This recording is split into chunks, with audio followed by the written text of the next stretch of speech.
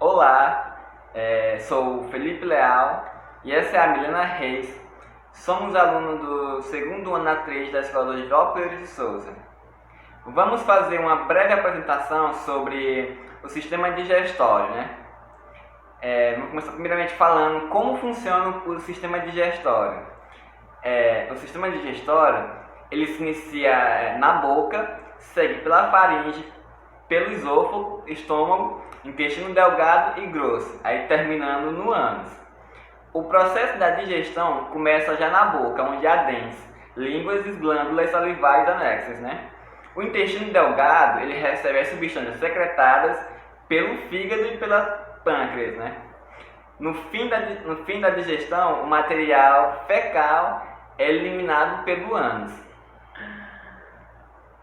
Eu vou falar sobre o sistema digestório da boca ao estômago. Os dentes, nós cortamos e trituramos os alimentos.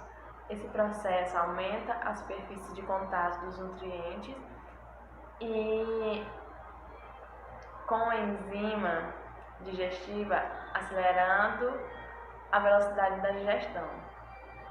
Os dentes, com a língua, realizam a digestão mecânica, ou seja, transformação do alimento em pedaços menores. As enzimas digestivas realizam a digestão química, isto é, a transformação das moléculas do alimento em outros menores, capazes de serem absorvidas pelo intestino delgado, passarem para o sangue e entrarem na célula. O cheiro e o sabor dos alimentos captados pelas terminações nervosas do nariz e da língua estimulam a maior produção de saliva. Não é à toa, portanto, que usamos a expressão fiquei com água na boca, né? Uma pessoa produz cerca de 1 litro de saliva por dia, pelos 3 pares de glândulas salivares. Após a mastigação, o alimento é engolido e passa para a faringe e depois para o estômago. Nesse momento, a epiglote fecha automaticamente a entrada da laringe respiratória, que impede que o alimento siga pelo sistema respiratório. E logo depois da deglutição, a epiglote eleva-se, permitindo que o ar entre pela laringe, que se tiver um descontrole do reflexo, fecham a laringe e nos engasgamos, mas acontece outro reflexo que provoca uma tosse e ajuda a gente a desobstruir o sistema respiratório. Vou falar também sobre o estômago, né? O estômago ele é uma região dilatada e muito musculosa do canal alimentar, com capacidade de cerca de 1 litro. Na sua entrada e na sua saída, há 2 esfíncteres, né? Com a função de controlar o volume de alimento que entra ou sai do órgão, que no caso é a cárdia e o piloro.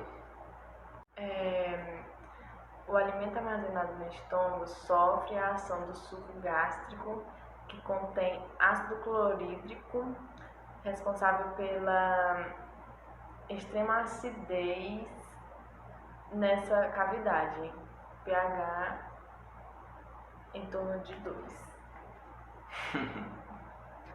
A principal enzima do suco gástrico é a pepsina, uma prótese produzida na forma inativa de pepsinogênio. Pela ação do ácido clorídrico, a pepsinogênio transforma-se em pepsina e começa a quebrar as ligações químicas entre certo aminoácido. A proteína é fragmentada em polipeptídeos de tamanho variados. O alimento permanece no estômago de 2 a 4 horas e forma-se uma massa ácida branca e pastora, o quimo. Parte da água e 2 sais O álcool e alguns medicamentos, como a aspirina, são absorvidos no estômago. O restante do bolo alimentar passa por um intestino delgado, no qual ocorre a maior parte da absorção dos alimentos. Vou falar sobre as modificações do alimento no intestino delgado. A maior parte da digestão, da absorção do alimento ocorre no intestino delgado, um tubo com cerca de 2,5 cm de diâmetro e 6,5 metros de comprimento, que pode ser dividido em 3 partes: duodeno, jejum e íleo. No duodeno são lançadas as secreções do fígado e do pâncreas, também controladas por mensagem nervosos e hormônios. Quando entram em contato com a parede intestinal, o que estimula a produção de secretina. Esse hormônio estimula o pâncreas a secretar bicarbonato de sódio, substância básica que neutraliza a acidez do químico. O hormônio e a colecistocinina, que estimula a secreção da bile pela vesícula biliar e das enzimas do suco pancreático. O suco pancreático é alcalino, né? Ela tem um pH entre mais ou menos 7,5 a 8,8, pois contém água e bicarbonato de sódio. Nele há também as enzimas tripsina e quimotripsina. A bile produzida no fígado é armazenada na vesícula biliar e lançada no intestino. Ela contém sais biliares que atuam como um detergente, transformando as gorduras em minúsculas gotículas que se misturam com a água e formam uma emulsão. Isso facilita a ação da lipase, pois a ação detergente aumenta a superfície de contato dos lipídios com as enzimas. Vou falar sobre fim da digestão e absorção dos nutrientes. A digestão termina na parte mais longa do intestino delgado, que é formada pelo jejum e pelo íleo. Essas porções do intestino produzem o suco intestinal, composto pelas enzimas responsáveis por etapas finais da digestão, que é a maltase, sacarase, lactase, aminopeptidase, dipeptidase e tripeptidase, e também lipase, nucleotidases e só. Após a digestão, o alimento transforma-se em um líquido branco, o quilo. Os monossacarídeos, como a glicose e a frutose, bem como os aminoácidos, passam pela parede intestinal e são absorvidos por capilares sanguíneos de onde seguem para o fígado. São distribuídos pelo sangue e para o resto do corpo. Errei, falei errado. Não. São absorvidos por capilares sanguíneos de onde seguem para o fígado. Daí são distribuídos pelo sangue e para o resto do corpo. Na parede do intestino, as dobras ou pregas que facilitam esse trabalho de absorção, outras dobras microscópicas, as velocidades, aumentam ainda mais a superfície de absorção do alimento. Além disso, cada célula possui pequenas projeções, as microvelocidades.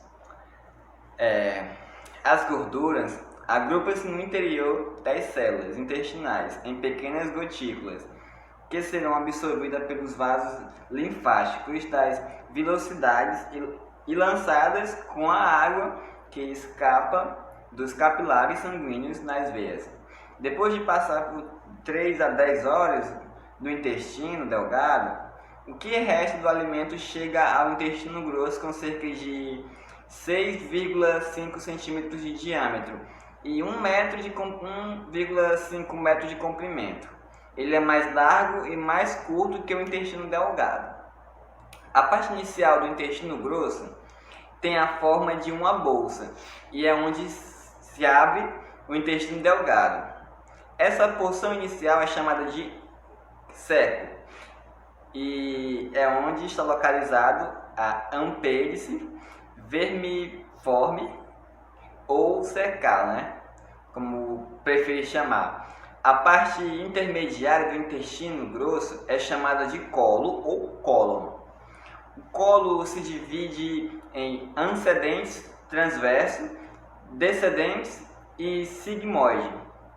A parte final, que se abre no ânus, é chamada de reto.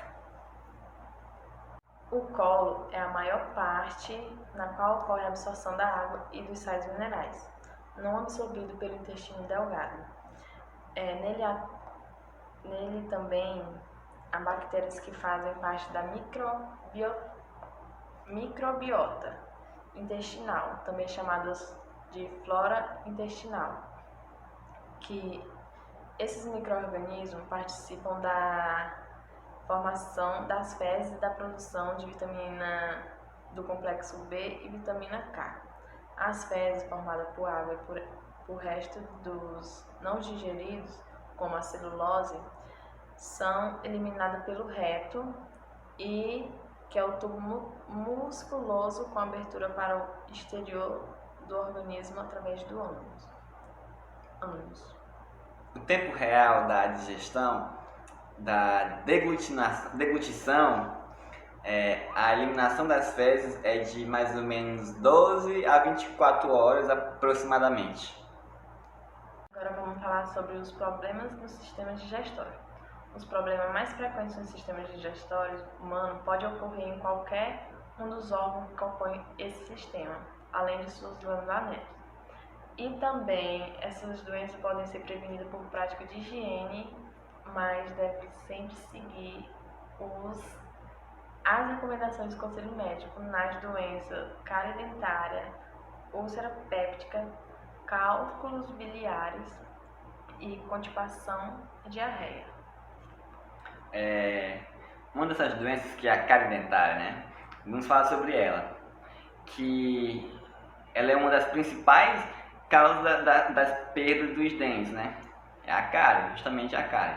A cárie se forma quando as bactérias que vivem na boca se misturam a resto de comida e a saliva e formam uma película que adere os dentes à placa dentária ou bacteriana.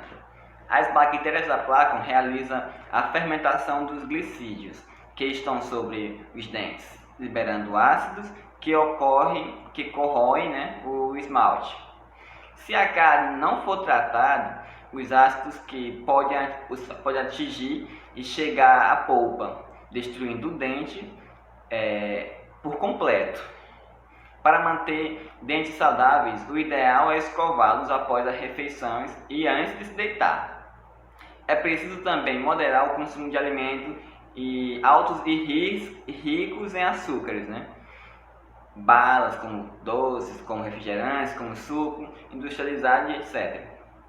E periodicamente ir ao dentista para remover resíduos de alimentos dos locais que a escova não alcança. Deve-se usar um fio dental. E por fim, a adição do flúor, a água que abastece a cidade, torna o esmalte dos dentes mais resistentes ao ácido, especialmente os das crianças. Úlcera péptica. Geralmente, o revestimento do estômago e do dendo são protegidos contra o ácido clorídrico por um muco. Em certos casos, essa defesa pode falhar e formar uma lesão, que é a úlcera péptica, que pode ser provocada, entre outras causas, por certo medicamento e por um tipo de bactéria, que é a Helicobacter pylori. Os sintomas mais frequentes são dor com queimação, parte no superior do abdômen, azia e náusea. Esse tratamento pode ser feito com medicamentos que diminuem a secreção ácida e protege a mucosa e combate essa bactéria. E também tem os cálculos biliares, né? As substâncias que fazem parte da bile podem se cristalizar e formar os cálculos biliares. Elas podem destruir vários biliares e impedir a liberação da bile. Como tratamento, podem ser usados medicamentos que envolvem os cálculos ou cirurgia para remover a vesícula biliar. A bile contínua é produzida armazenada no canal que sai do fígado e lançado no intestino. Para você impedir que isso aconteça, para se conservar, é recomendável que não coma muitas besteiras como alimentos industrializados, né? Como miojo, por exemplo, muito açúcar, refrigerante. Esses alimentos eles fazem com que aconteça os cálculos biliares. Constipação e diarreia. A constipação ou prisão do ventre ocorre quando os movimentos peristálticos do intestino são muito lentos e fracos. Com isso, os resíduos permanecem muito tempo no intestino e há grande reabsorção de água, com formação de fezes secas e endurecidas. Isso favorece o aparecimento de algumas doenças intestinais. O esforço feito para evacuar pode, por exemplo, dilatar algumas veias do reto e do ânus, formando hemorroidas, que podem se romper e sangrar durante uma evacuação. Uma das causas desse quadro é uma dieta com pouco alimento, ricos em fibras. A prisão de ventre é um sintoma que pode ter várias causas. Por isso, não deve-se tomar medicamento para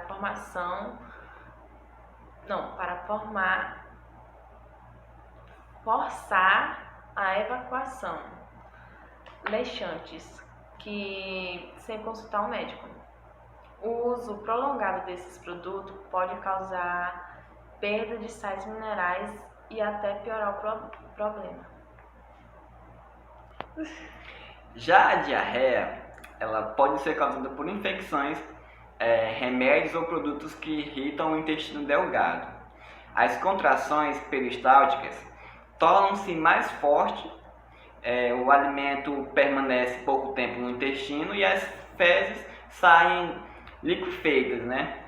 Isso pode levar à perda de lipídios e sais minerais e outras substâncias importantes para o organismo e causar uma possível desidratação. Embora as diarreias leves parem espontaneamente em alguns casos, né, é necessário repor a água e os sais minerais perdidos.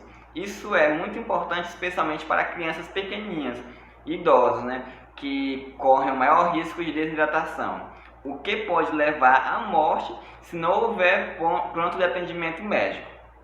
Por isso, é preciso procurar um médico ou a unidade de saúde para repor a água e os sais.